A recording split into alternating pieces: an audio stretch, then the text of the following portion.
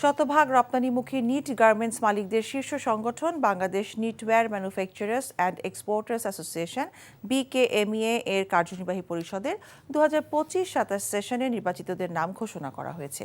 বিকেলে নারায়ণগঞ্জের চাষারায় বিকেএমইএ এর প্রধান কার্যালয়ে নতুন পরিষদের নাম ঘোষণা করেন বিকেএমইএ নির্বাচন পরিচালনা কমিটির চেয়ারম্যান শফিউল্লাহ চৌধুরী। নির্বাচনের মাধ্যমে সংগঠনের সভাপতি পদে মোহাম্মদ হাতেম, নির্বাহী সভাপতি ফজলে শামীম হাসান, সিনিয়র সহসভাপতি অমল পোদ্দার এবং সহসভাপতি অর্থ মোহাম্মদ মোর্শেদ সারওয়ার সোহেল সহ 5 জন সহসভাপতি নির্বাচিত হয়েছেন।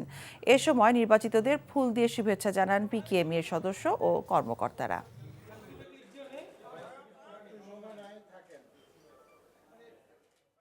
বান্ডেল থাকলে প্রতি সেনমানিতে টাকা বাঁচবে। বিকাশ সেনমানি বান্ডিল কিনে জিতুন প্রতি লেনদেনে।